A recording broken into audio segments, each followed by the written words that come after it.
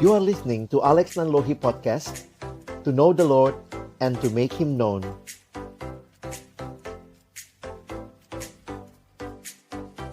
Kita berdoa. Tuhan, terima kasih banyak kesempatan kami berkumpul bersama, menikmati, dibentuk, diperlengkapi oleh Tuhan. Karena itu kami memohon ketika nanti kami akan membuka firman-Mu, bukalah juga hati kami. Jadikanlah hati kami seperti tanah yang baik, supaya ketika benih firman-Mu ditaburkan, itu boleh sungguh-sungguh berakar, bertumbuh, dan juga berbuah nyata di dalam kehidupan kami. Berkati hamba-Mu yang menyampaikan, setiap kami yang mendengar, juga interaksi di antara kami. Tuhan tolong agar kami bukan hanya jadi pendengar firman yang setia, tapi mampukan dengan kuasa pertolongan Roh-Mu yang kudus, kami dimampukan menjadi pelaku-pelaku firman-Mu di dalam kehidupan kami, di dalam masa muda kami. Bersabdalah ya Tuhan, kami anak-anak-Mu sedia mendengarnya, dalam satu nama yang kudus, nama yang berkuasa, nama Tuhan kami Yesus Kristus. Kami menyerahkan pemberitaan firman-Mu. Amin. Shalom, selamat pagi teman-teman sekalian. Senang bisa berzumpa ya. Ini lewat Zoom soalnya ya. Dengan teman-teman semua. Kesempatan ini kita akan sama-sama belajar tentang kurikulum pemuridan ya. Jadi seharian bersama saya akan menolong teman-teman melihat mulai dari gambar besarnya sampai nanti kita zoom lebih kecil kepada pertemuan-pertemuan yang bisa kita rancangkan untuk mencapai profil murid yang diharapkan. Jadi saya akan share yang saya siapkan. Sebentar ya. Recording in progress. Baik, oke. Maaf sebentar, ini ada kendala sedikit, saya close dulu. Jadi teman-teman, hari ini kita akan belajar 3 hal dengan yang materi yang saya siapkan. Dan kita akan mulai dengan kurikulum terlebih dahulu. Lalu nanti kita akan belajar lebih jauh tentang profil. Dan nanti yang terakhir, kita akan melihat dinamika kelompok kecil. Jadi secara urutan logis itu yang saya coba tolong teman-teman lewati ya. Nah, jadi saya mau bicara lebih umum dulu ya. Saya mau bicara tentang PMK-nya, Persekutuan Mahasiswa Kristennya. Dan bagaimana nanti kita melihat 3 hal ini. Yang pertama, kurikulum pemuridan. Yang kedua, profil murid. Dan yang ketiga, dinamika dalam kelompok kecil pemuridan. Tapi saya juga rindu teman-teman nanti kita boleh interaksi. Jadi ada beberapa hal yang saya harap teman-teman nanti juga bisa merespon begitu ya. Nah, saya mulai dengan mengajak kita berpikir sejenak. Ya, sesi ini saya tidak akan memberikan kurikulumnya dalam arti detail karena saya lebih kepingin teman-teman mengerti filosofi kurikulumnya. Karena kurikulum itu bisa di-adjust. Dan saya tidak tahu apakah UI sendiri, PO Visit Via, PO FIB, kalau ada teman-teman dari daerah atau dari kampus lain, saya tidak tahu apakah di kampusmu sudah pernah membuat semacam kurikulum pemuridan. Ya, nah karena itu saya tidak terlalu tertarik untuk membahas kurikulum pemuridannya yang saya pikir dengan perkembangan waktu dan konteks itu bisa mengalami beberapa penyesuaian. Tentu ada hal-hal yang tidak berubah, tapi saya ingin memberikan kepada teman-teman filosofi kurikulumnya, ya. Jadi nanti, maksud saya begini, dimanapun nanti kalian pergi, kalau sudah tidak di kampus juga, kalian bisa memahami apa yang harus dibangun dan bagaimana kita menyusun kurikulumnya secara khusus, ya. Baik, saya mulai dulu dengan mengajak kita untuk berpikir sejenak. Coba pikirkan, seandainya tidak ada persekutuan mahasiswa Kristen di kampusmu, maka kira-kira apa ya yang terjadi? Jadi coba pikirkan, seandainya tidak ada PO, Persekutuan Oikumene, atau tidak ada persekutuan mahasiswa Kristen di kampus saudara, maka apa ya? Kalian bisa lanjutkan tuh. Apa yang kira-kira terjadi. Nah, saya minta kita boleh share. Nah, saya minta teman-teman, silakan boleh masuk ke Padlet. Saya kasih linknya. Silakan bisa jawab di situ ya. Secara sederhana, seandainya tidak ada persekutuan mahasiswa di kampusku, maka apa yang kira-kira kalian mau lanjutkan kalimatnya seperti apa, silakan. Ini apa yang terpikir ya, nggak ada benar salah. Oke? Silakan bisa klik, mau scan, boleh juga. Saya coba share Padlet-nya ya, buat kita sama-sama. Yuk, kita sharing dulu. Twist, hampa. Wah, udah ada yang nulis ya. Akan terasa, maka akan hampa. Yuk, silakan. Teman-teman, seandainya tidak ada persekutuan mahasiswa di kampusmu, tidak bertumbuh. Oke, thank you. Silakan. Saya masih kasih kesempatan ya, baru 2 orang ini ya. Kalau mau tulis lagi, silakan juga. Wish, penuh ambisi duniawi. Thank you. Silakan, teman-teman boleh share. Jadi kita sama-sama bisa melihat ya, bagaimana seandainya tidak ada persekutuan di kampus, wah, terus menjadi domba yang terhilang. Thank you buat sharingnya. Dunia yang hambar, tidak ada garam. Oke, ini anonimus aja ya, kalian jawab aja, nggak usah tulis nama di situ ya. Silakan. Dunia akan hambar, tidak ada. Tidak ada keluarga yang sepenuhnya di kampus untuk pulang, tanda kutip lagi pulangnya ya. Wah, hanya bisa mengandalkan pelayanan gereja. Thank you. Merasa kering. Tidak ada keluarga. Kuliah belajar pulang, kupu-kupu ya. Kuliah pulang, monoton ya. Ini rohani-rohani semua nih, kosong. Agak rohani nih jawabnya ya. Saya waktu awal ditanya begini dulu, seandainya tidak ada persekutuan mahasiswa Kristen di kampusku, maka nggak banyak rapat. Gitu ya. Habis PO rapat mulu kayaknya ya. Nah, ini jawaban-jawaban rohaninya, thank you ya. Nggak ada yang benar salah ini ya. Ini apa yang kalian rasain. Oh iya, nggak ada rapat ya. Benar juga ya. Silakan mau nge-like yang mana yang kamu mau like. Hanya ada komunitas toksik. Wis. Persekutuan juga bisa toksik loh. Nanti kita bisa ini ya, discuss tentang hal itu. But thank you ya, ini hal yang menarik. Tidak hanya ada komunitas yang toksik. Mungkin 1-2 kalimat lagi. Ini yang terpikir secara spontan aja ya, nggak usah terlalu dipikirin, direnungkan. Ya, kita yang penting ada interaksi supaya saya juga tahu sebenarnya seberapa teman-teman melihat pentingnya. Kadang-kadang kalau nanya, apa pentingnya PMK? Kalian semua langsung bisa jawab gitu ya. Tapi coba pikir, kalau tidak ada PMK, maka nah ini, jawaban-jawaban ini mewakili yang saya pikir juga, iya ya. Ini sebuah realita yang akhirnya kita sadari perlu ada gitu ya. Atau kalau ada harus diusahakan begitu. Tidak ada wadah melayani. Betul, thank you ya. Merasa kering, fokus pada diri sendiri. Baik, terima kasih teman-teman yang sudah menjawab ya. Saya akan banyak pakai Padlet supaya kita bisa interaksi. Nah, coba kalian beri like.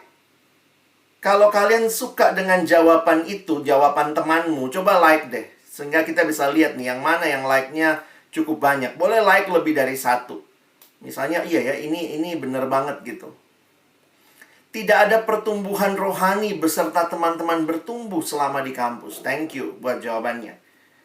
Silakan yang mau nge-like, boleh nge-like supaya kita lihat ya hal-hal apa yang memang kalian yakini. Lihat, iya ya. Rapat yang tinggi nih. Malah rapat ya. Oke, nggak apa-apa, lanjut. Wow, tidak ada pertumbuhan rohani di kampus tuh. 16 sudah like-nya ya. Saya tambahin 1 deh. 17. Udahlah, kalian udah tahu semua ya. Yuk kita doa tutup ya. Terima kasih. Thank you. Tidak ada relasi intim dengan Tuhan. Oke, saya berhenti dulu ya, supaya kita bisa lanjut materinya. Thank you for sharing. Ini Padlet-nya tetap saya buka. Silakan mau visit, mau lihat-lihat. Nanti kalian bisa masuk kembali ya. Oke, nah, Abang ingin kita bisa memahami bahwa sebenarnya kehadiran persekutuan itu di kampus kita, sebenarnya ada satu pertanyaan lagi ya, yang saya mungkin juga bisa tanyakan, cuma saya belum buat ininya ya, Padlet-nya. Tapi ini jawabnya di pikiranmu saja ya. Kalau tidak ada persekutuan mahasiswa Kristen di kampus, siapa yang akan sangat merasa kehilangan?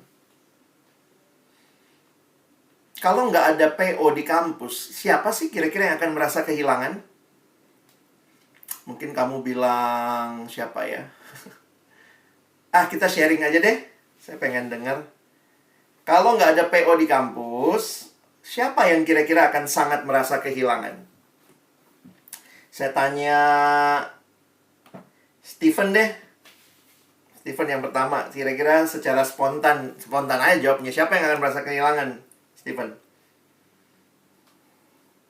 Mungkin alumni ya yang dulu pernah bertumbuh di situ melayani. Oh, oke. Itu akan merasa kehilangan ya. Thank you. Dulu kan pernah attach Sama kampus ini. dulu. Anak baru tuh nggak terlalu ngerasa kehilangan ya. Dia juga belum pernah kenal kita kok ya. Iya nggak sih? Iya. Benar, Bang. Oke, thank you. May, boleh May? Ini pas yang buka cam ya. May, siapa yang bakal merasa kehilangan? Siapa lagi ya, May? Orang-orang yang membutuhkan sih, Bang. Orang-orang Siapa yang contohnya? persekutuan. Oh gitu ya. Ya. Iya. Oke, thank you May. Nah, di sini ada sahabat saya, adik saya, Bang Nando. Bang Nando dari Jambi. Kalau tidak ada persekutuan, kira-kira Bang Nando siapa yang sangat merasa kehilangan ya? Mungkin bisa dengan suara saja kalau camnya susah. Tuhan Yesus, Bang. Siapa? Tuhan Yesus, Bang. Tuhan Yesus ya. Tuhan akan merasa kehilangan banget gitu ya. Berarti kita nih nggak respon ya. Thank you, Nando. Jadi kalau dipikir-pikir ya, kampusmu kehilangan PO nggak ya kalau nggak ada PO di kampus ya? Atau kampus kita nggak ngerasa, jadi gini loh, mau ada PO, nggak ada PO di FE, di Visip Via, di Jambi, ya nggak terlalu peduli sih, mau ada apa kagak gitu ya. Nah ini jadi satu perenungan gitu ya. Jangan-jangan kita eksis tanpa juga ada yang butuh kita. Nah, itu juga satu perenungan yang kalian bisa pikirin ya. Betul, Tuhan pasti sangat rindu kita melayani. Tapi, kalau UI kayaknya peduli sih, Bang. Iya ya, kalau kampus UI itu kayaknya wajib ya, karena semua agama ada gitu ya. Sampai ada wacana nih mau bangun rumah ibadah lagi dalam UI ya. Nah, tapi poin saya adalah, kita hadir untuk apa sih? Nah, itu mesti kita perjelas. Karena itu waktu bicara kurikulum, bagi saya kurikulum itu tools. Tetapi eksistensi kehadiran dan alasan kehadiran harus jelas. Mengapa perlu ada persekutuan ya? Saya coba lanjut share. Jadi, pertanyaan selanjutnya buat kita, mengapa perlu ada persekutuan mahasiswa? Mengapa harus ada PO, UI? Nah, kita biasanya mengkaitkan dengan tema yang sangat sering di banyak visi persekutuan kampus. Di dalam banyak visi pelayanan, kita biasanya bicara Matius 28 ayat 19-20. Yuk, kita lihat ayat ini sama-sama ya. Saya mengajak kita memperhatikan, kalau lihat konteksnya, teman-teman, ini adalah kalimat-kalimat terakhir Yesus di dalam atau yang dicatat di Injil Matius. Kalau kalian perhatikan, Matius selesai di Matius 28 ayat 20. Jadi ini berarti kalimat-kalimat terakhir yang disampaikan oleh Tuhan Yesus. Dimulai dengan kata, "Karena itu, pergilah. Jadikanlah semua bangsa muridku dan baptislah mereka dalam nama Bapa, Anak, dan Roh Kudus. Dan ajarlah mereka melakukan segala sesuatu yang telah kuperintahkan kepadamu. Dan ketahuilah aku menyertai kamu senantiasa sampai kepada akhir zaman. Teman-teman yang dikasihi Tuhan, kalimat Yesus ini ditangkap oleh gereja sepanjang waktu menjadi sebuah bagian yang penting. Kenapa? Karena memang kalau lihat judulnya, ini adalah The Great Commission. Ini sebenarnya amanat, artinya perintah yang agung. Mungkin kalau kita dengar kata amanat itu agak distorsi ya, bayangannya amanat pembina upacara, lalu kemudian istirahat di tempat gitu ya. Jadi kayaknya kalau kita dengar kata amanat, bayangannya cuma nasihat, petua, tetapi ini tidak demikian. Natur daripada bagian ini adalah sebuah perintah yang Tuhan Yesus sampaikan. Apa perintah yang dia sampaikan? Di dalam pelayanan yang dirintis oleh Bapak John Haggai, dia menuliskan bahwa your last command is our first concern. Perintah terakhirmu itulah concern utama kami. Memang banyak orang yang mencoba menggali ayat ini, tetapi bagi saya yang menarik adalah menemukan bahwa ada kata perintah. Karena ini perintah, nah kita coba lihat ada berapa kata perintah di sini ya. Di dalam bahasa Indonesia lebih jelas. Karena kata perintah biasanya ada akhiran lah. Ya, oke, kita hitung. Karena itu, pertama, pergilah.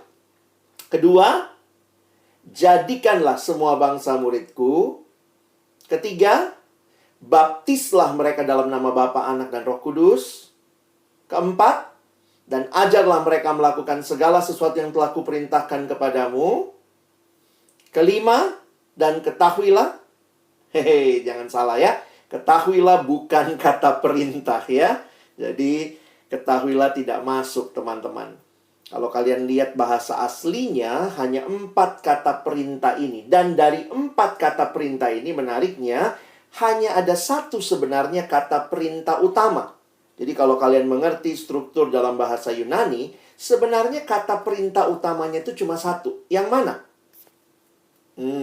Betul ya. Jadikanlah murid bagiku dari semua bangsa. Jadi bukan pergilah walaupun dia muncul pertama, bukan berarti pergilah jadi bagian yang utama kalau kita mengeksegese ayat ini.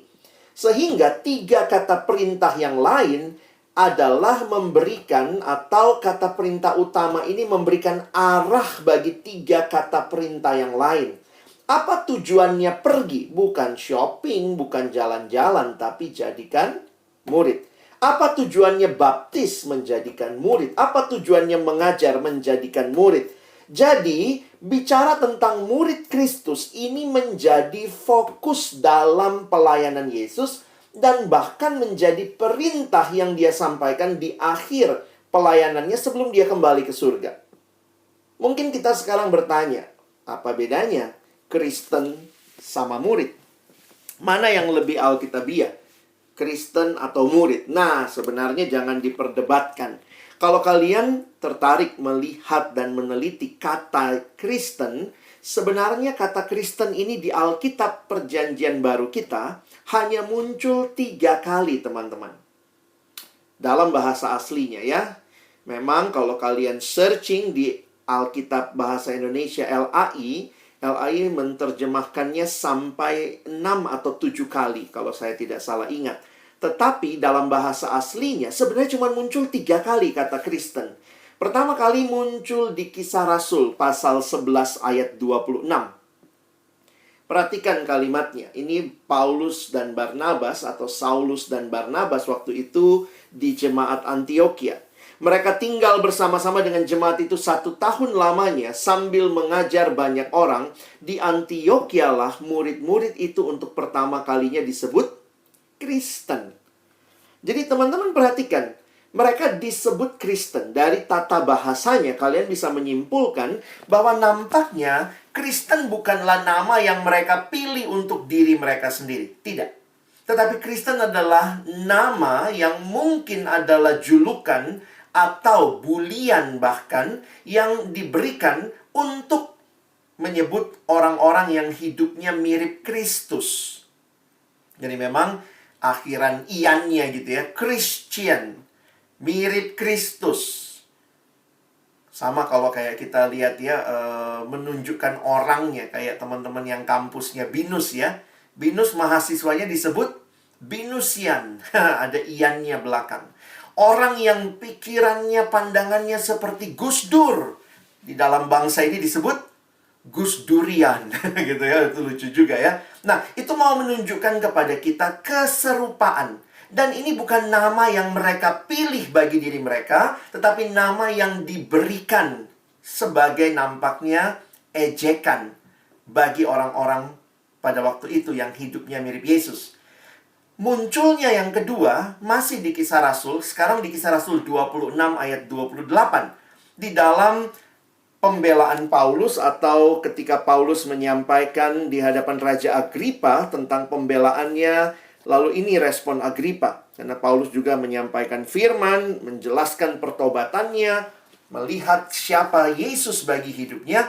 Jawab Agripa, hampir-hampir saja kau yakinkan aku menjadi orang Kristen.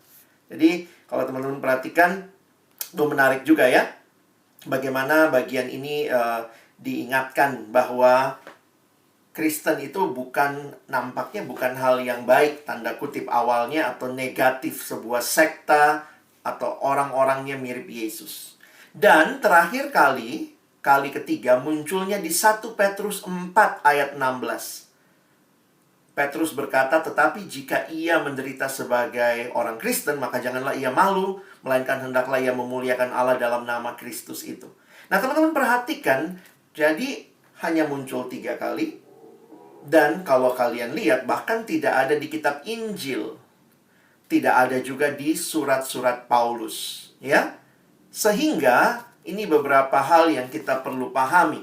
Apa istilah yang dipakai untuk menyebut orang-orang yang ikut Yesus sebelum ada kata Kristen? Itulah yang tadi kita bahas ya. Kata murid. Masih ingat tadi? Di Antiokhia lah murid-murid itu untuk pertama kalinya disebut Kristen.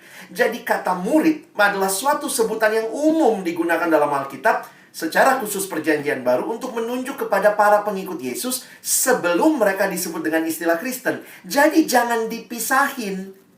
Kristen itu siapa? Murid. Murid itu siapa? Kristen. Ini bukan dua hal yang terpisah. Seringkali kalau kita nggak mengerti pemahaman ini, apalagi ketika pemuridan hanya jadi program, orang suka nanya gini, wih mahasiswa baru Kristen masuk nih. Lalu kita tawarin, mau ikut pemuridan? Mau ikut kelompok kecil? Mau jadi murid? Memang seolah-olah terpisah, tetapi sebenarnya sama. Bahkan ini bukan opsi. Seolah-olah bisa jadi Kristen, nggak usah dimuridkan. Enggak. Di dalam pemahaman Kristen, ya murid. Murid, ya Kristen. Jadi, Christianity itu terkait dengan menjadi murid. Christianity without discipleship is always Christianity without Christ. Jadi kita bicara pemuridannya dulu ya. Jangan bicara dulu bentuknya. Kalau bentuknya kan ada kelompok kecil, ada hal yang lain. Tapi poin saya adalah semua orang Kristen harusnya jadi murid. Karena semua murid itu juga ya mereka yang Kristen. Dan ini bukan hanya berhenti sampai di situ. Kembali merefleksikan Matius 28. Tuhan Yesus di akhir hidup pelayanannya pun bahkan memberikan kepada murid-muridnya perintah. Perintahnya apa? Kalau saya simpulkan secara sederhana, adalah terus jadi murid yang kemudian memuridkan. Nah, jadi kalau kalian menghayati kita ini pelayanan yang mengikut apa yang Yesus lakukan, maka ini harus jadi visi kita. Kalau kita mengatakan kehadiran pelayanan mahasiswa, atau mungkin teman-teman ada yang dari pelayanan siswa, atau mungkin yang melayani di gereja, kita melayani, tujuannya apa? Ini tujuannya. Murid yang memuridkan.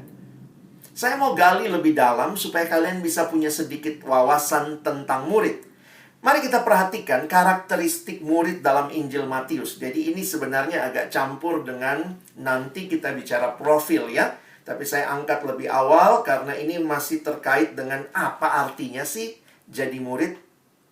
Di dalam Injil lain juga dijelaskan, tetapi bagi saya yang menarik itu adalah apa yang tertulis dalam Injil Matius, beberapa karakteristik ini. Nah, yang pertama, kalian bisa lihat di Matius 23 ayat 1 sampai 3. Abang sudah tulis ayatnya di screen. Maka berkatalah Yesus kepada orang banyak dan kepada murid-muridnya, katanya, ahli-ahli Taurat dan orang-orang Farisi telah menduduki kursi Musa. Jadi kursi Musa adalah gambaran orang yang punya otoritas untuk mengajar, ya. Jadi siapa yang duduk di kursi Musa? Ahli Taurat dan orang Farisi. Perhatikan kalimat Yesus di ayat 3. Sebab itu, turutilah dan lakukanlah segala sesuatu yang mereka ajarkan kepadamu, tetapi janganlah kamu turuti perbuatan-perbuatan mereka, karena mereka mengajarkannya tetapi tidak melakukannya.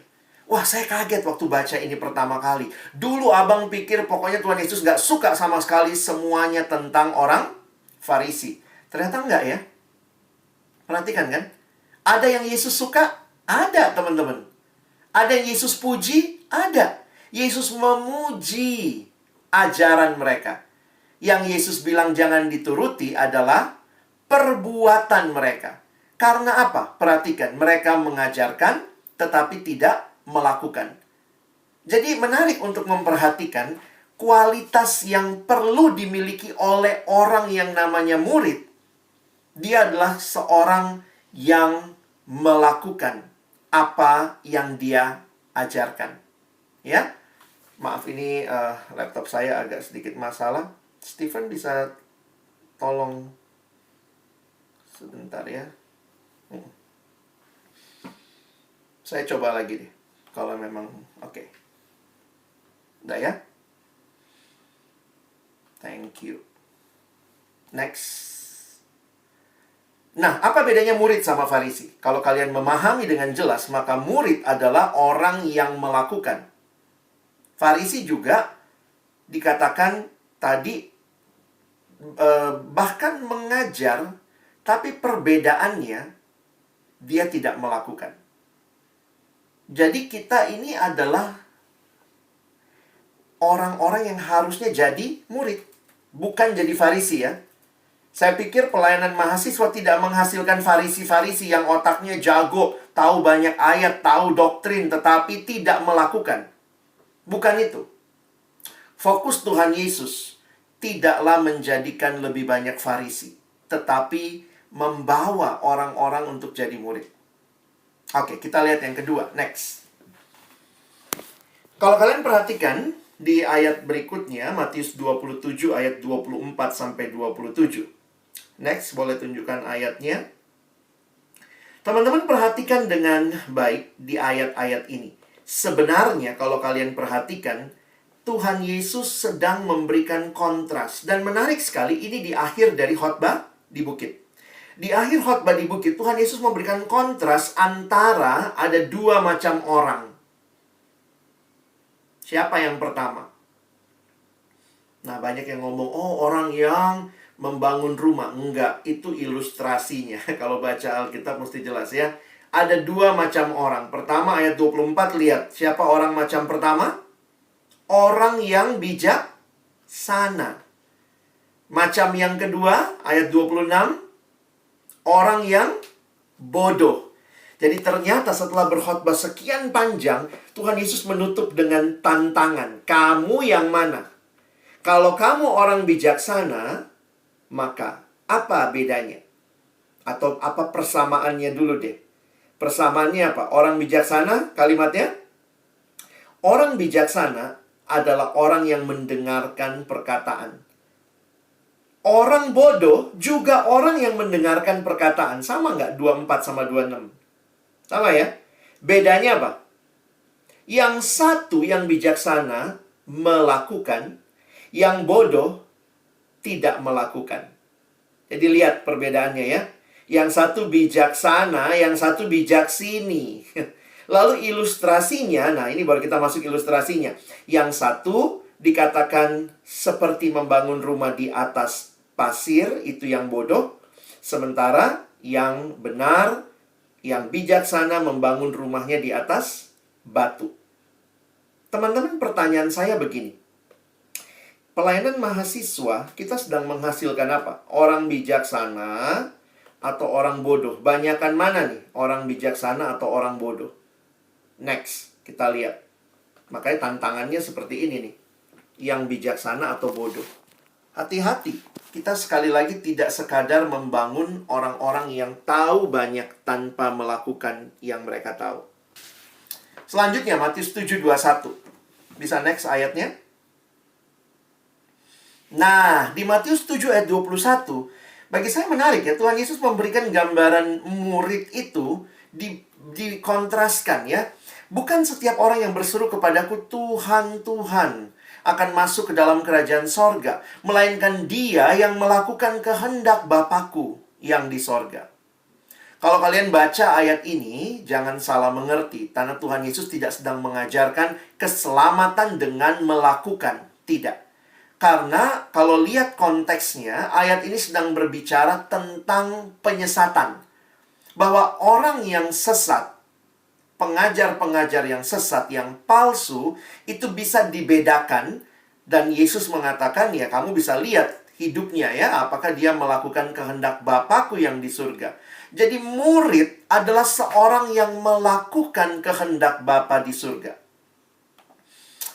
Saya coba share lagi Stephen ya, sorry. Oke, semoga kalau saya kontrol sendiri saya bisa lewatin yang saya nggak butuhin ya.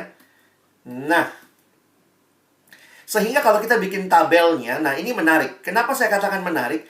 Karena ketika saya mempelajari perspektif murid dalam Injil Matius, maka fokus yang menarik adalah kepada melakukan. Teman-teman, orang Farisi itu kalau kita kontraskan dengan murid, orang bodoh sama orang bijaksana, sama-sama mendengar. Sama-sama bahkan kalau dikatakan ya, yang Farisi sudah mengajarkan. Tentu murid juga bisa mengajarkan. Tetapi fokus yang berbeda adalah orang Farisi dan bodoh tidak melakukan.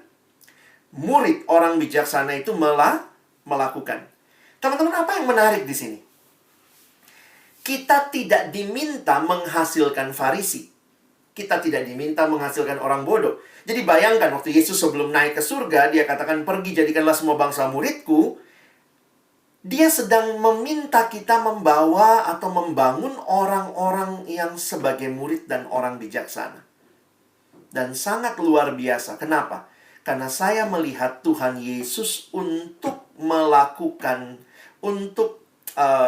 Tuhan Yesus sendiri pun telah melakukan itu dalam hidupnya sendiri. Apa sih fokus Tuhan Yesus selama 3 tahun? Dia mengumpulkan para murid. Dia mengajar mereka. Fokusnya adalah mengajar mereka juga melakukan. Karena itu Matius 28 menarik ya kalimatnya tadi ya. Karena itu pergilah, jadikanlah semua bangsa muridku dan baptislah mereka dalam nama Bapa, Anak, dan Roh Kudus. Dan ajarlah mereka segala teori kekristenan. Enggak gitu kan? Perhatikan kalimatnya. Ajarlah mereka melakukan. Ini goal akhir hidup sebagai murid. Murid yang serupa dengan Kristus. Dan secara sederhana mereka tahu kebenaran, tapi kemudian melakukan kebenaran. Makanya kadang saya mikir gini, kenapa kita kelompok kecil seminggu sekali ya? Kenapa kelompok kecil nggak bikin aja kayak kuliah gitu ya? Hari Senin bab 1, hari Selasa bab 2, hari Rabu bab 3. Akhirnya kan kita cuma butuh 12 hari loh, selesai semua bab. Kenapa kita kelompok kecil nggak kelar-kelar gitu ya? Wah, karena poin utamanya bukan cuma mengajar pengetahuan. Kalau cuma mengajar pengetahuan gampang, bikin aja kursus singkat, selesai bahan kelompok kecil, bab 1, bab 2, bab 3. Tetapi kita berpikir bagaimana orang yang mengerti kebenaran melakukan kebenaran. Karena itu teman-teman, ingat baik-baik, pemuridan itu sebuah proses panjang. Proses di mana orang belajar kebenaran dan melakukan kebenaran. Terus belajar, melakukan.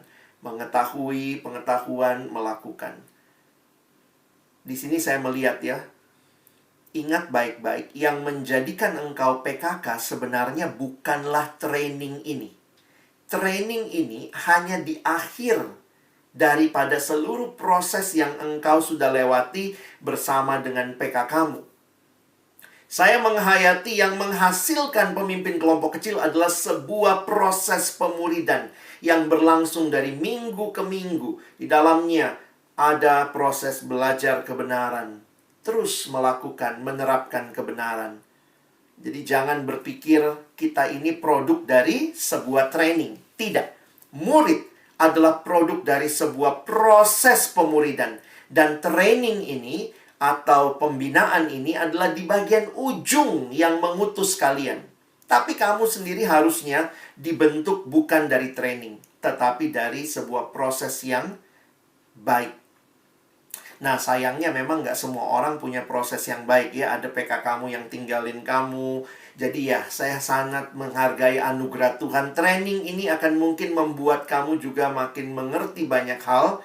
Tapi ingat, kalau kamu jadi PKK, next generation itu lahir dari kesetiaan yang kamu dan saya lakukan ketika kita memuridkan dari minggu ke minggu. Oke? Nah, menarik ya. Tuhan Yesus datang ke dalam dunia, visinya jelas. Menghasilkan murid yang kembali memuridkan. Supaya apa? Nah, kita sekarang lihat lagi the big picture ya. Kadang-kadang kita masuk ke fokus, kita jadi lupa big picture-nya. Nah, saya mau jelasin ini sebentar supaya nanti teman-teman bisa mengerti kerangka kenapa kita punya kurikulum. Apa sih yang mau dicapai, ya? Nah, saya mengajak kita melihat awal pelayanan Yesus. Ada 2 ayat yang saya ingin kita baca di Matius 3 ayat 2. Ini berkaitan dengan Yohanes Pembaptis. Dan di Matius 4 ayat 17. Ini berkaitan dengan Tuhan Yesus. Oke, abang ajak kita baca dulu Matius pasal 3 ayat 2. Tapi saya mau ajak kita baca konteksnya dari ayat 1, ya. Pada waktu itu tampillah Yohanes Pembaptis di padang gurun Yudea dan memberitakan, nah ini ayat 2 ya, bertobatlah sebab kerajaan sorga sudah dekat. Istilah kerajaan sorga sama dengan kerajaan Allah. Memang yang menarik, Matius menggunakan, karena Matius Injilnya untuk orang-orang Yahudi, terlalu kudus mereka sebut Allah, sehingga Matius menggunakan istilah kerajaan sorga. Lihat apa yang ada di bagian ini. Kenapa saya mau ajak kita perhatikan ini? Karena visi Yohanes Pembaptis atau berita Yohanes Pembaptis ternyata sama loh sama beritanya Yesus. Coba kita lihat Yesus ya. Kalau tadi kan Yohanes Pembaptis. Matius 4, saya baca konteksnya. Makanya saya naik ayat 12-13, lalu nanti ke 17. Tetapi waktu Yesus mendengar bahwa Yohanes telah ditangkap, menyingkirlah ia ke Galilea. Ia meninggalkan Nazaret dan diam di Kapernaum di tepi danau di daerah Sebulon dan Naftali. 17. Sejak waktu itulah Yesus memberitakan, bertobatlah sebab kerajaan sorga sudah dekat. Teman-teman, ini jadi menarik buat saya perhatikan bahwa di dalam misinya Yohanes Pembaptis, bertobatlah kerajaan sorga sudah dekat. Tuhan Yesus sama, bertobatlah sebab kerajaan sorga sudah dekat. Maka muncul pertanyaan, apa sih yang dimaksud dengan kerajaan sorga? Kenapa ada visi kerajaan Allah? Dari mana visi kerajaan Allah ini?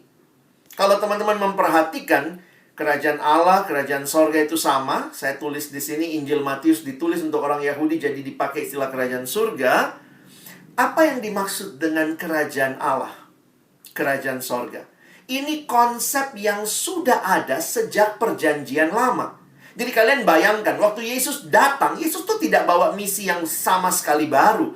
Misi Yesus berakar pada perjanjian lama, di mana Allah adalah raja atas seluruh bumi. Bukankah itu konsep penciptaan?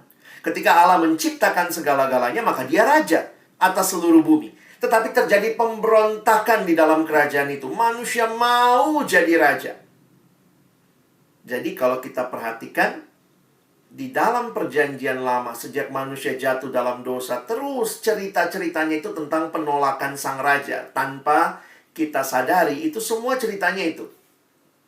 Manusia mau bangun menara Babel. Nah, kan dari opung Adam sama Hawa ya, makan buah pohon itu. Mau tahu yang baik dan benar dengan waktu mereka, bukan waktunya Allah. Lalu lihat lagi ceritanya. Wih, ada menara Babel yang mereka bangun. Ceritanya manusia mau jadi Allah. Manusia mau mencapai langit, dituliskan di Kejadian 11. Kalian lihat lagi ceritanya. Memang Tuhan kemudian menyelamatkan. Tuhan pilih ya. Kita lihat waktu itu Tuhan sebenarnya sebelumnya ada Nuh.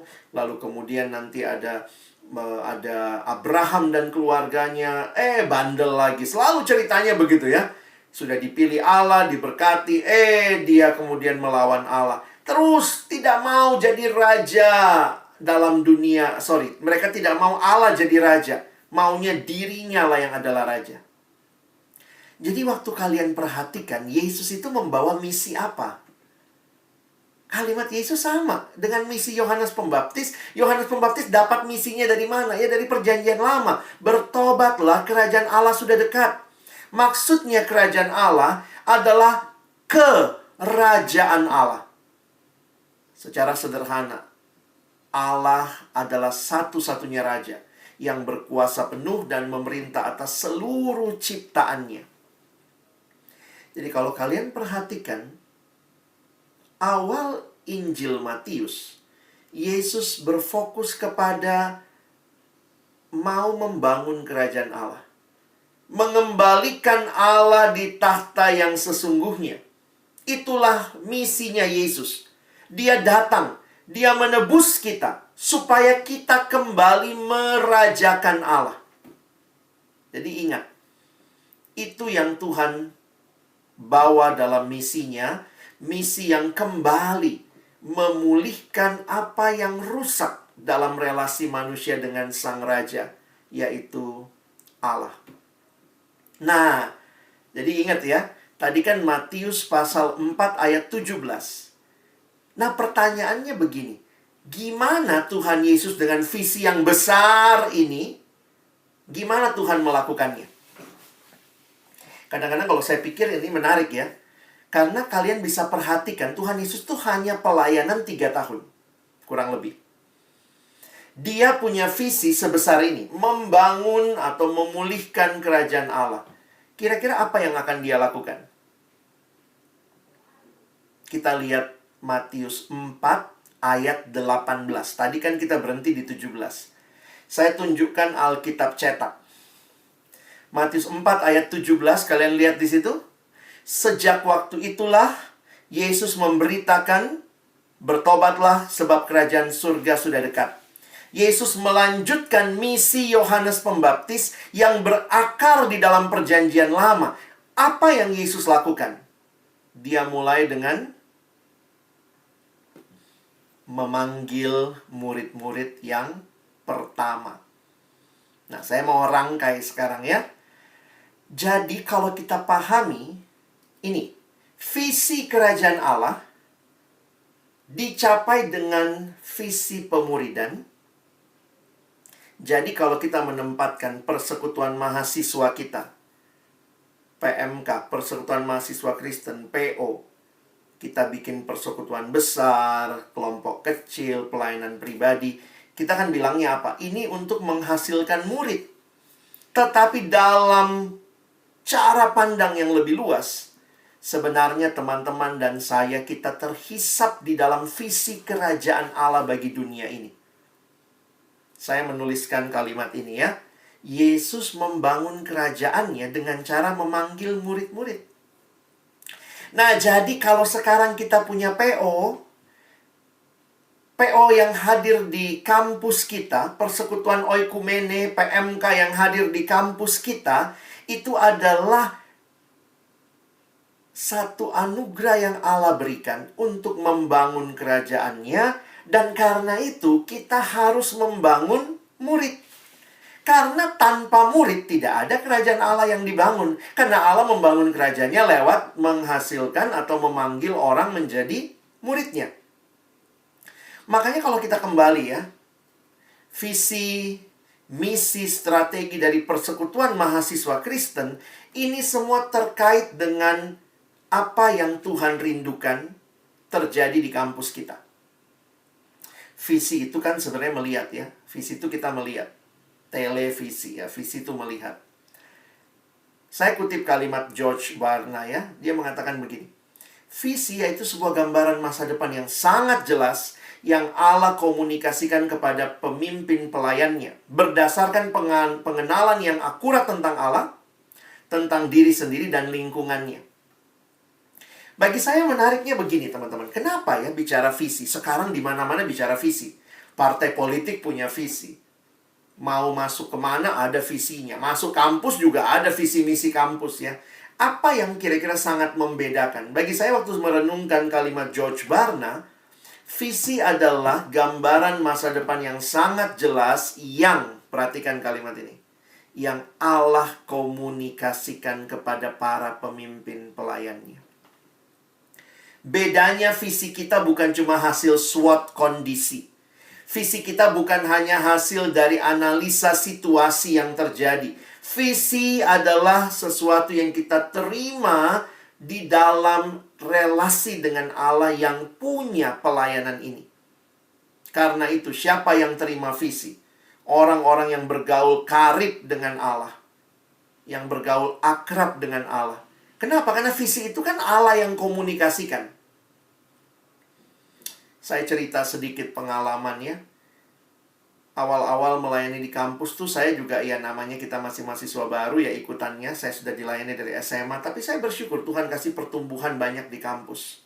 Termasuk visi untuk melihat orang-orang yang butuh kenal Yesus.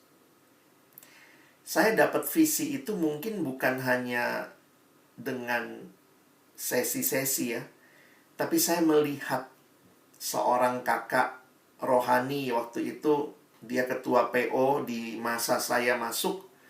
Dan waktu itu, nah teman-teman saya tuh saya kosannya di daerah Gang Pepaya dekat stasiun UI. Dulu nggak ada pintu, jadi kita bisa nerobos langsung ke kosan saya dari situ. Jadi biasanya kalau mau ke Margonda, orang tuh lewat kosan saya. Jadi kakak PO ini, dia kalau pulang karena mau ngambil bus di Margonda, dia jalan kaki pasti ngelewatin kosan. Nah, dia beberapa kali suka mampir. Kosan saya karena pas di pinggir jalan gitu ya. Di pinggir gang begitu ya. Jadi orang tuh suka mampir gitu. Alex gitu ya. Jadi beberapa kali saya ya terima tamu lah ya. Nah, waktu itu kakak ini datang. Karena dia perempuan, saya nggak bisa terima di kamar ya. Saya bawa dia ke ruang TV gitu ya. Terus biasa gitu, dia bilang, Lex bagi minum dong. Oh iya kak, bentar saya ambilin minum. Terus kami ngobrol-ngobrol gitu ya. Nah tiba-tiba dalam obrolan itu, terus dia cerita gitu ya. Iya deh Lex, sedih banget ya lihat teman-teman kita yang gak kenal Tuhan. Aku tuh dalam saat teduh Tuhan ingatkan, iya gimana mengasihi mereka. Kita susah banget cari pelayan nih di kampus. Terus sambil dia cerita gitu teman-teman, dia berlinang air mata gitu. Wih, itu benar-benar amazed buat saya. Karena saya juga takut ya. Ini di kosan saya, di ruang TV, orang lalu lalang, lalu dia nangis gitu depan saya. Nanti orang mikir, nih gue apain nih kakak gitu ya.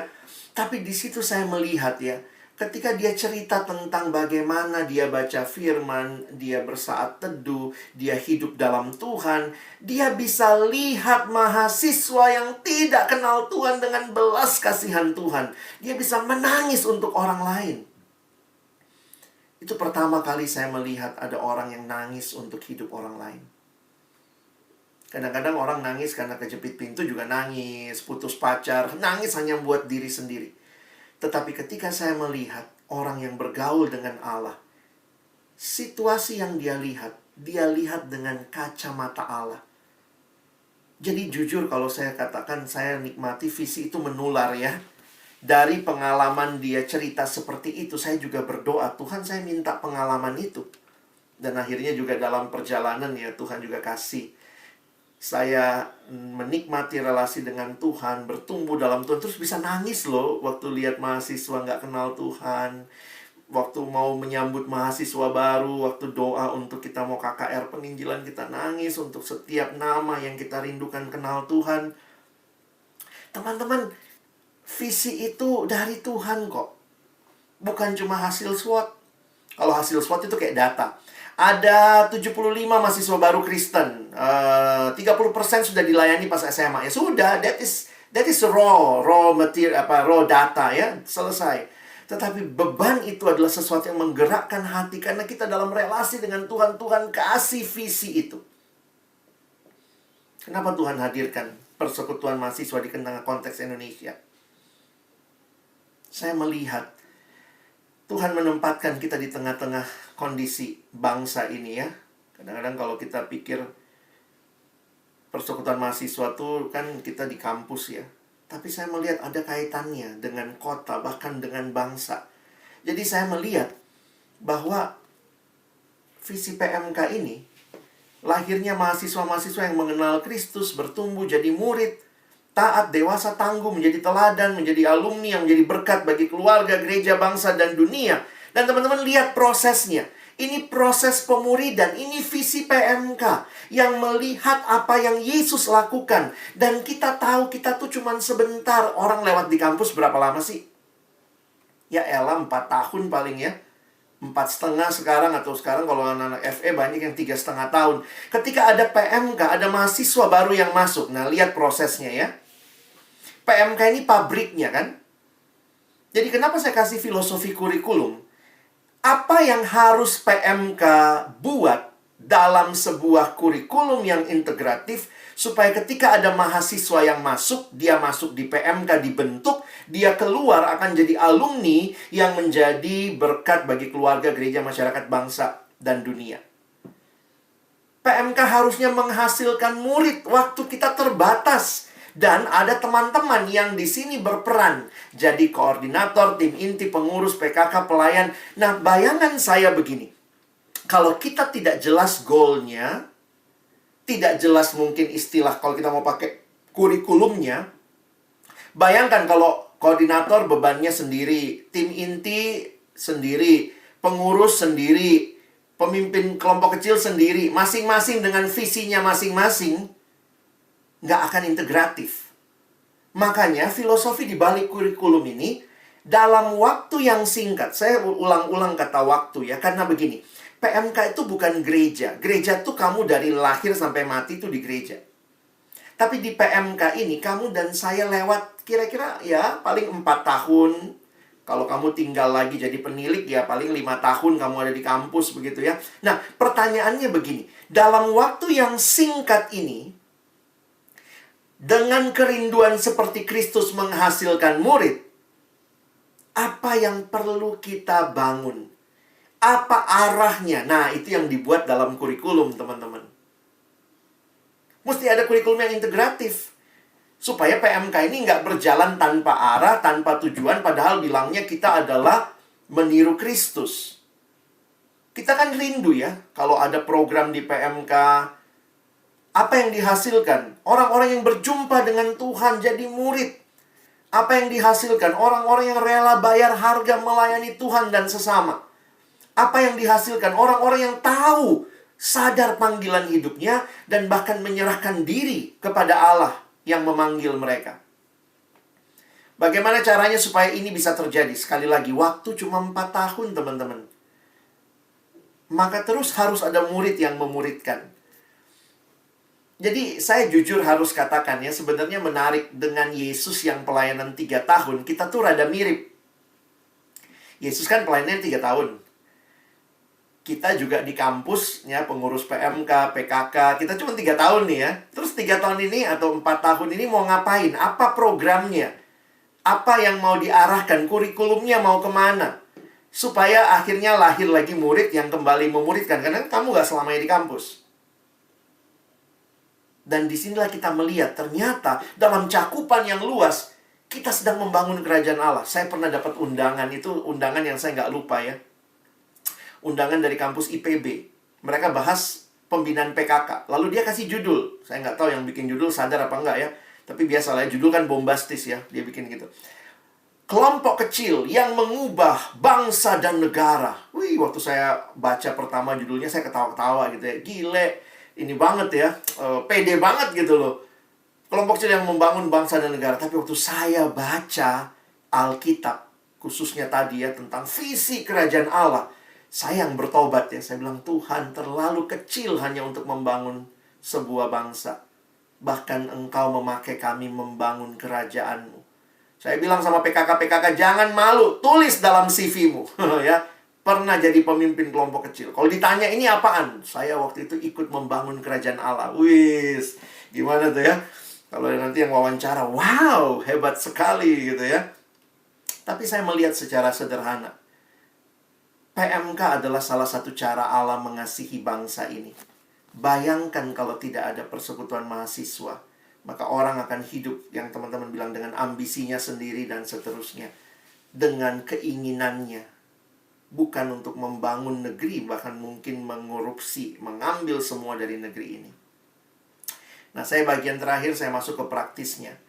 Karena praktisnya ini sebenarnya kalian sudah tahu ya, filosofinya kita selalu mulai dari visi, lalu kemudian melahirkan misi, lalu kemudian melahirkan strategi. Sebenarnya gambarnya harusnya itu air mengalir ya, karena ini maksudnya mengalir ya. Jadinya blinking di sini ya, sorry. Oke. Nah, visinya adalah menghasilkan murid. Itu kan kerinduan pabriknya yang namanya PMK ini. Kerinduannya menghasilkan murid. Dan itu bukan kerinduan kita sendiri. Kenapa? Visinya kita terima dari Allah kok.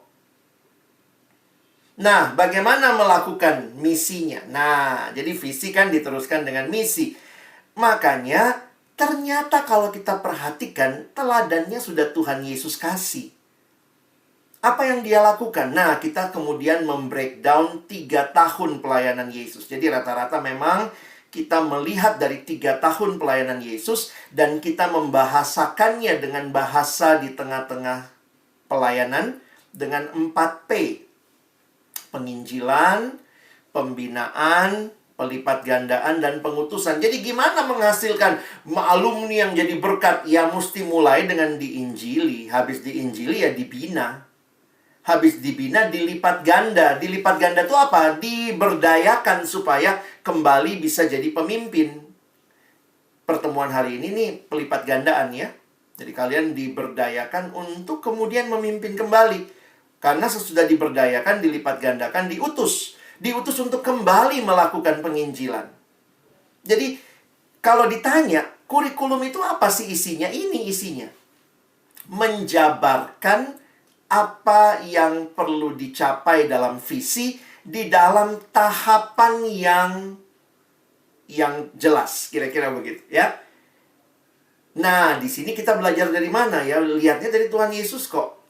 Gimana Yesus mulai di Matius pasal 4 kan, mulai pilih muridnya. Nah, nanti kita akan lihat nih, kira-kira apa sih yang Tuhan kasih dalam kurikulum pembinaannya? Lalu bagaimana pelipat gandaannya? Bagaimana pengutusannya? Nah, disinilah kita melihat. Nah, nanti saya akan coba tampilkan yang kedua nanti, siang nanti. Kita bicara profil. Jadi kita akhirnya melihat nih, bagaimana mencapai. Nah, apa yang mau dicapai nih? Bagaimana tahapnya? Mulai dengan penginjilan, pembinaan, pelipat gandaan, dan pengutusan. Nah, jangan bicara kelompok kecil dulu, karena ini adalah seluruh kegiatan persekutuan mahasiswa. Lalu sekarang saya mau masuk lebih jauh ya. Pegang gambar ini di kepalamu. Lalu bagaimana strategi pelayanan pemuridan Yesus? Visi sudah, misi sudah, sekarang strategi. Kenapa dalam kurikulum harus ada strategi juga? Karena kita tahu Tuhan Yesus pun melayani dengan strategi. Paling tidak 3 strategi utama. Tuhan Yesus melayani kelompok kecil. Dia pelayanan massal. Tapi juga dia pelayanan pribadi. Jadi kalau teman-teman perhatikan, ini bukan hal yang saling bertentangan. Makanya di dalam pelayanan mahasiswa yang kita adopsi juga dalam PO kita, strategi ini semua kita pakai. Ada persekutuan besarkah di kampus? Ada. Ada kelompok kecilkah? Ada. Ada pelayanan pribadikah? Ada. Kita meniru apa yang Yesus lakukan. Nah, karena itu ini perlu disusun sebenarnya ya. Coba kita susun dengan baik, mengikuti sebuah pola logis pembinaan yang di dalamnya, nah ini yang kita jadikan kurikulum. Nah, akhirnya gambar yang bisa mewakili untuk mengajak kita memahami, saya kasih contoh begini. Gimana sih cara bangun rumah? Kalau anak teknik bilang ya bangun dulu pondasinya. Nah, itu yang kita tangkap juga. Bagaimana caranya Yesus membangun murid? Nggak langsung tiba-tiba datang dari langit. Dia harus dipertemukan dengan dasar hidup yang paling dasar, yaitu Kristus. Makanya perhatikan tulisan Paulus. Paulus bilang begini ya, aku membangun di atas dasar yang jelas. Nah, jadi kira-kira gambarnya begini. Yang bagian bawah itu namanya pondasi. Nah, pondasi ini harus kita kerjakan dengan baik. Jadi ini sudah menggabungkan ya, lihat ya. Yang tadi P1, P2, P3, P4 digabung sama strategi nih.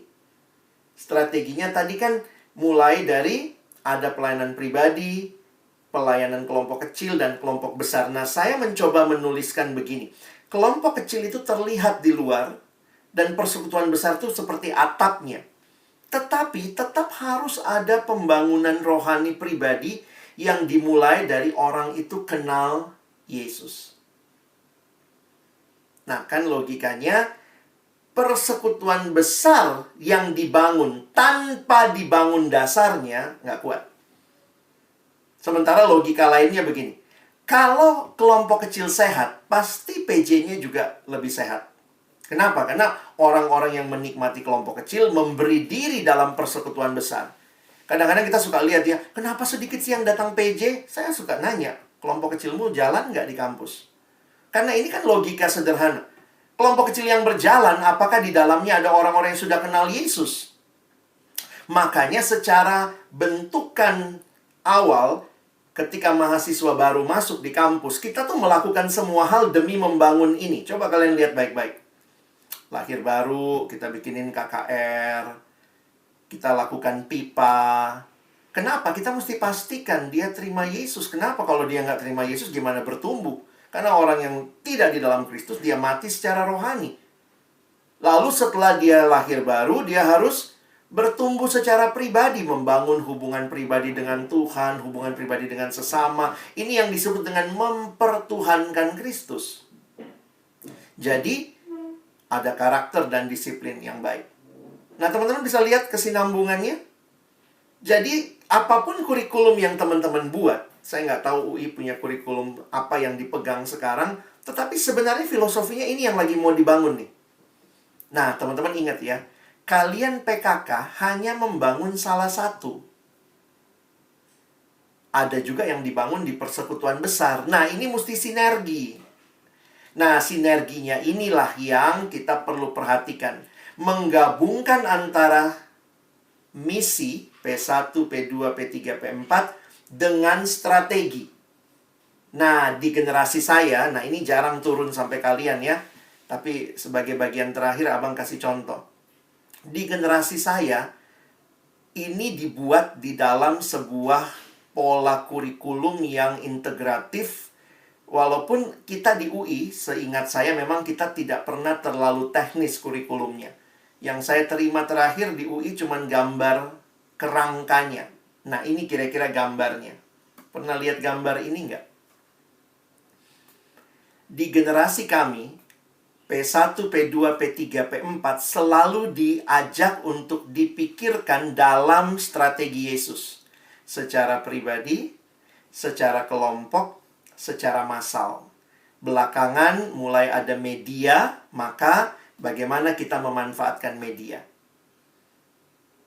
Gimana PI dalam acara besar? Nah, itu tuh camp-camp PI. Tapi itu saling meniadakan nggak? Kalau sudah di PI di kelompok besar, apakah kelompok kecilnya nggak usah PI? Enggak, tetap ada pipa.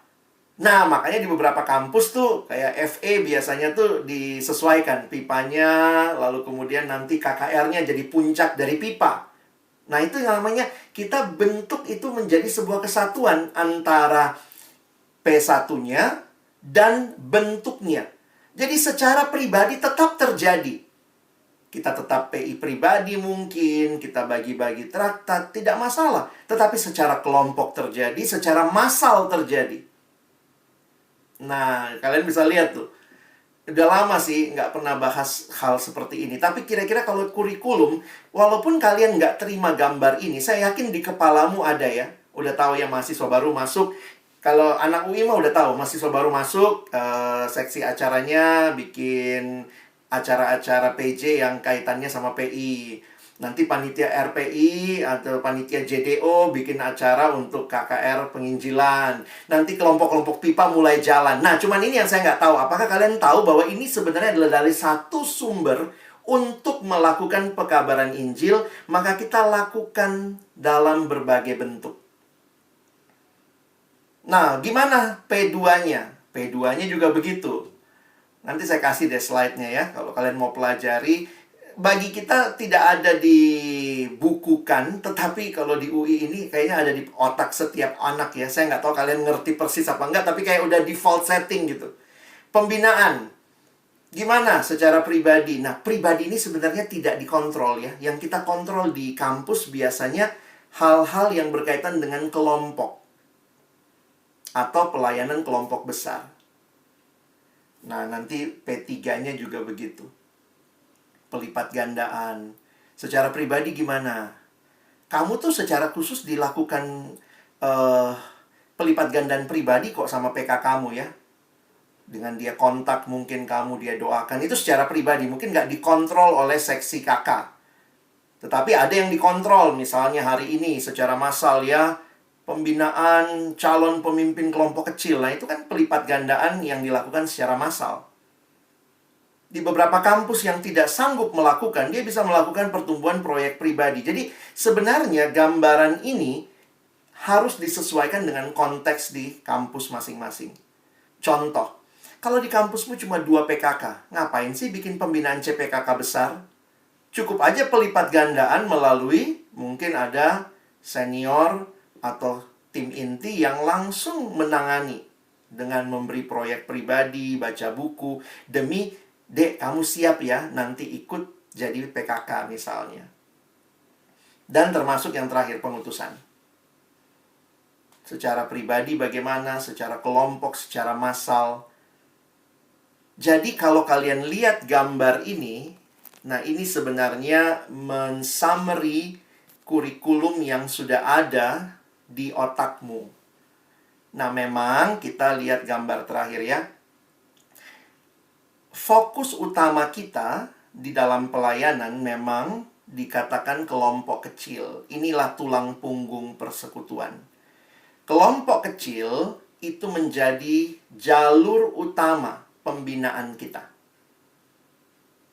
Apakah persekutuan besar dibuang? Enggak, tetap ada. Tetapi ini loh, bahwa kita melihat bahwa ini tidak saling meniadakan, tetapi saling mendukung. Kelompok kecil jadi tulang punggung utama. Karena itu pemuridan, pembinaan kelompok kecil, pembinaan calon pemimpin itu jadi penting di pelayanan kita untuk menghasilkan murid. Oke, saya berhenti sampai sini. Kiranya ini memberikan gambaran buat teman-teman filosofi kurikulum kita, ya, yang sebenarnya sudah ada di pikiranmu. Abang coba jelasin filosofinya dan kenapa akhirnya kita kayak menggabungkannya P1, P2, P3, P4 digabung sama pelayanan kelompok besar, kelompok kecil, pelayanan pribadi. Baik, saya berhenti dulu. Thank you. Ada pertanyaan kah? Teman-teman yang ada pertanyaan boleh mengisi link yang telah diberikan di kolom chat.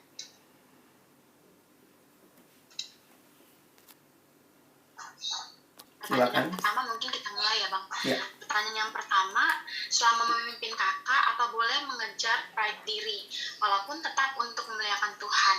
Kalau nggak ada pride, rasanya hilang alasan untuk jaga pandangan orang lain.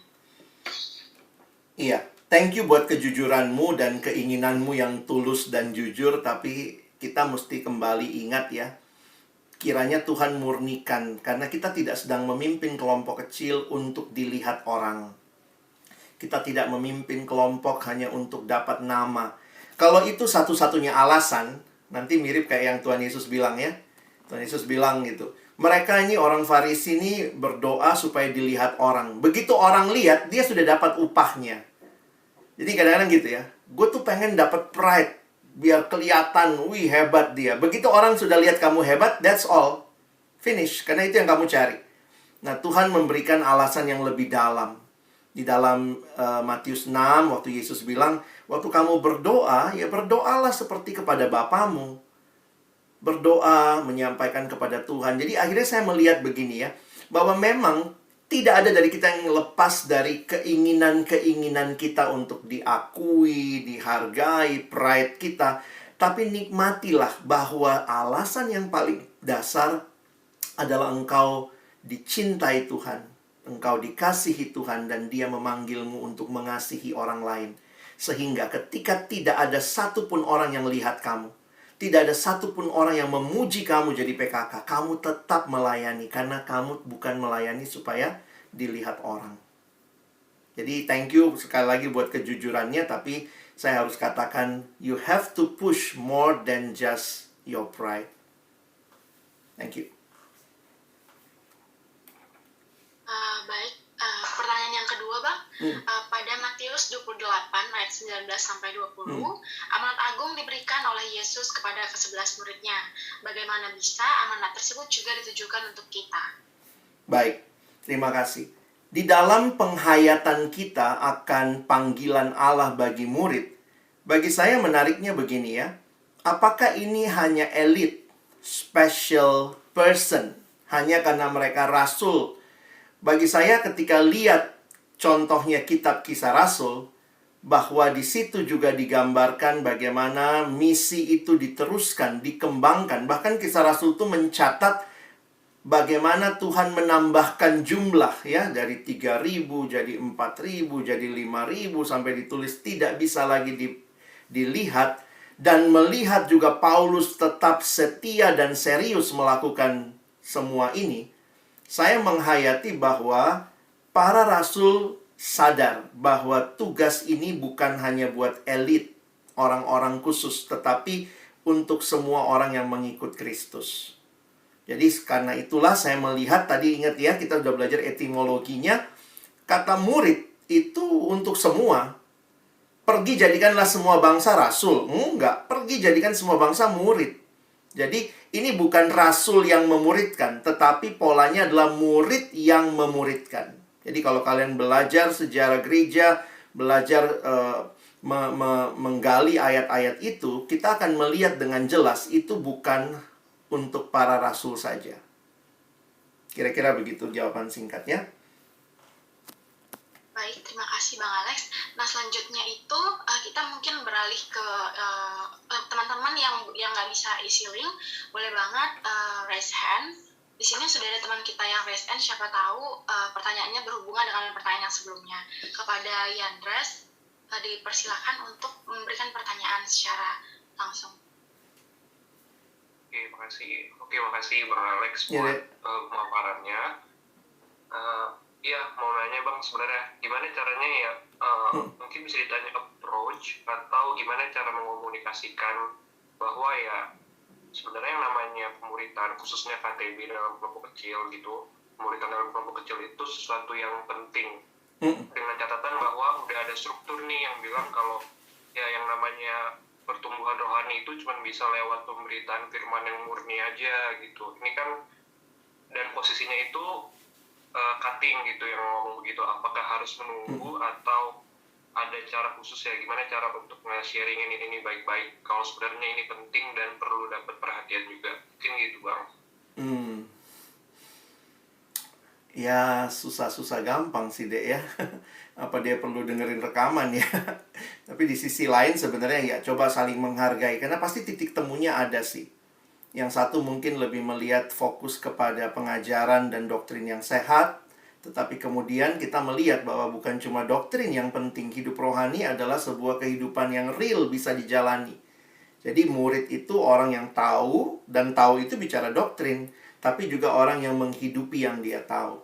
Nah ini yang kadang-kadang saya harus katakan, ya Tuhan sedang membentuk kita lah.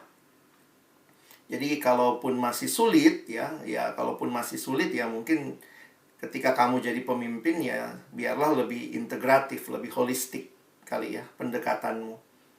Bagi saya jangan dibuang salah satunya, nggak bisa.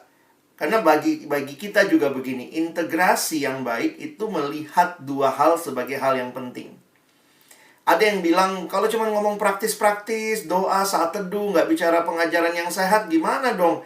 Betul, tapi juga kalau sudah bicara pengajaran yang sehat, banyak orang yang katanya menguasai, baca buku-buku teologi, buku-buku sistematik, tapi dia nggak punya saat teduh yang teratur. Menarik juga tuh bagi saya ya. Dia nggak punya jam doa yang baik gitu. Karena akhirnya melihat hidup rohani itu seolah-olah pengetahuan itu yang membawa dia dekat sama Tuhan. Nah, tapi hidup rohani sekali lagi integratif ya, harusnya integratif. Kalau enggak ya tunggu cuttingnya berlalu ya. Kamu yang jadi cutting ya, kamu jangan mengulangi hal yang sama. Sorry, mungkin itu praktis-praktisnya aja. Terima kasih Bang Alex. Kepada Yandras, apakah ada pertanyaan lanjutan dari jawaban Bang Alex? Enggak kok, udah. Thank you ya Bang. Sama-sama Dek. Oke, selanjutnya kita lanjut ke pertanyaan yang keempat. Selama menjalani peran sebagai PKK, apakah mungkin seorang PKK visinya jadi kabur dan nggak jelas? Apa yang harus dilakukan misalnya hal tersebut terjadi? Iya, kalau dikatakan mungkin, selalu mungkin ya. Kita pun juga masih dalam perjalanan rohani kita. Ada saat-saat kita mungkin juga merasa lesu, merasa hilang semangat. Ada saat-saat mungkin kita kecewa sama orang yang kita bimbing. Tapi kemudian, nah di sini pentingnya saling membangun, saling menguatkan. Makanya di beberapa kampus biasa ada yang namanya pembinaan pemimpin kelompok. Jadi bukan cuma waktu mau jadi pemimpin dikumpulin begini, kadang-kadang dimasukin breakout room, ditanya-tanya gitu ya. Bagi saya penting juga kalau kalian jadi pemimpin kelompok kecil, punya pertemuan-pertemuan rutin yang baik lah. Kalau mungkin nggak ada yang mau dibahas, doalah gitu ya. Karena saya juga pikir ya nggak, di masa saya itu ada dua model ya. Jadi kami waktu itu PKK, zaman kami kan susah cari pembicara deh ya. Nggak kayak sekarang ya. Pembicaranya kayak banyak, kalian gampang telepon, abang ini nggak bisa ya ganti abang itu, kakak ini nggak bisa ganti kakak itu. Zaman saya tuh susah cari pembicara. Jadi akhirnya kami PKK tuh kumpul. Jadi kita punya KTB para PKK. Waktu itu kami juga paling cuma 10 orang ya.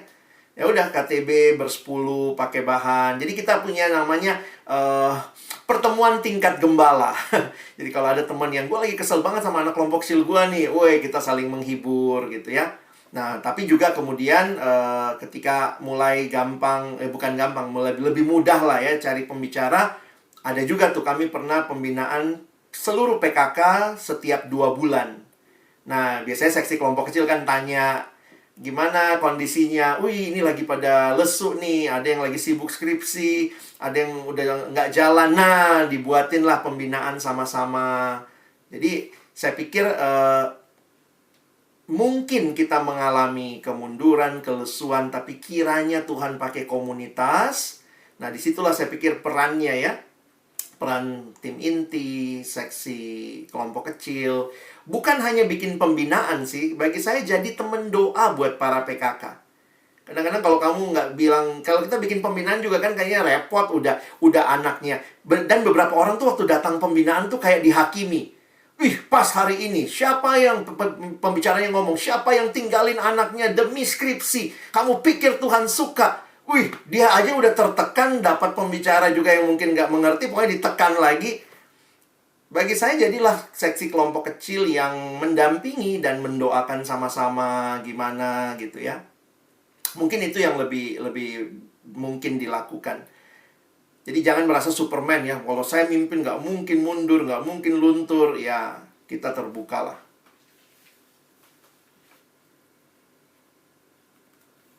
Oke, terima kasih Bang Alex. Sama-sama, Dek. Nah, teman-teman boleh tuh setiap fakultas buat pembinaan PKK atau bahkan doa bersama yang rutin gitu ya. Nah, kemudian Bang, pertanyaan yang selanjutnya itu di sini ada pertanyaan, Bang, gimana kalau anak pipa kita terkesan nggak mau diajak pipa, apalagi kelompok kecil? Perlukah kita approach mereka lagi dan lagi? Ini pertanyaan susah-susah gampang ya. Kalau saya ya, ini saya secara pribadi dengan pengalaman yang pernah saya lakukan, saya akan usahakan dalam waktu tertentu. Kapan mesti mengebaskan debu ya? Kalau saya polanya 1 semester, itu pola saya. Pola 1 semester maksudnya gini loh, saya kejar tuh 1 semester tuh saya kejar benar-benar ya. Soalnya begini sih teman-teman ya. Ada orang, karena dia baru masuk di kampus, dia belum tahu bernavigasi di tengah kampus ya. Jadi mungkin juga dengan kamu jadi temennya dia, bukan cuma temen ngajak kelompok kecil sih, tapi temen yang mungkin bisa menolong dia. Apalagi kalau kalian jurusannya, fakultasnya sama, itu bisa nolong tuh. Dampingin tuh. Nah, saya biasanya kejar tuh, 1 semester kejar gitu ya. Kalau dia bilang nggak mau pun, minggu depan tanya lagi, masih mau nggak gitu. Nah, biasanya sesudah 1 semester, saya mesti narik garis. Karena apa? Jangan-jangan ada yang mau bertumbuh, tapi karena dia nggak serius, jadinya menghambat yang lain. Kan ada yang begitu ya. Kita satu kelompok berlima ya, terus yang lain serius 4. Dia nggak datang, tapi kita punya kesepakatan. Kalau nggak datang 1, kita nggak kelompok ya. Bayangkan kalau 1 semester nggak jalan-jalan gara-gara 1 orang yang nggak komit begitu. Saya pernah begitu. Ya itu pola saya. Jadi saya kejar 1 semester, sesudah itu ya tapi saya kejarnya agak ekstrim ya. Bener-bener ngejar. Saya tunggu. Jadi dulu kan nggak ada HP-HP-an ya. Saya kirim surat. Hari apa tuh? Jadi misalnya saya kirim surat hari Senin. Kita kelompok kecil hari Kamis tuh ya. Saya kirim surat hari Senin. Hari Rabu saya ketemu, saya ingetin. Hari Kamisnya saya tunggu depan kelas.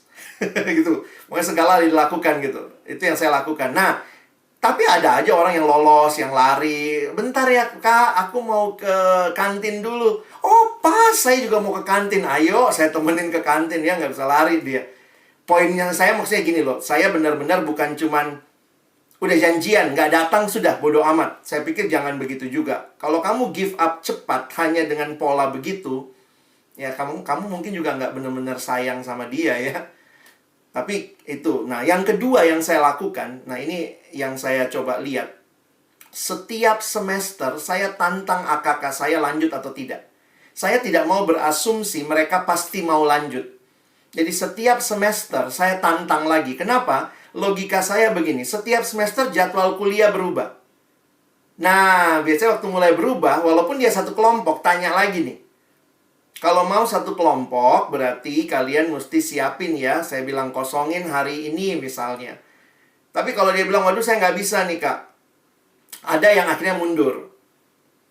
Ternyata dia udah lama mau keluar, cuma nggak enak sama saya aja. Tapi ada juga yang kedua, dia tetap mau kelompok, tapi jadwalnya nggak pas. Nah, beberapa kali saya bentuk kelompok baru. Jadi dipisah sama temennya. Karena kenapa? Memang dia masih mau bertumbuh, cuma nggak klop jadwalnya sama yang lain. Jadi saya yang berkorban lah, pegang 2 pertemuan. Jadi saya nggak bisa bilang sampai kapan, itu tergantung pergumulanmu sama Tuhan. Tapi jangan, kalaupun kamu bilang tidak ya. Jadi ini pengalaman lagi ya. Satu waktu AKK saya mundur tuh. Di semester kedua, dia bilang, Bang, thank you, tapi saya milih mundur. Nah itu gimana tuh ya, saya kan jadi PKK pertama, ada anak mundur gitu tuh rasanya harga diri, segala macam gitu ya. Tapi kemudian saya ingat, saya minta sama Tuhan hati yang mengasihi dia. Selama 1 semester, saya tetap, waktu itu komitmen saya buat AKK, saya tetap kasih renungan harian. Jadi selama 1 semester, ya waktu perpisahan lah ya, tanda kutip, dia bilang, saya nggak lanjut kelompok kecil ya, karena saya milih ikut yang lain.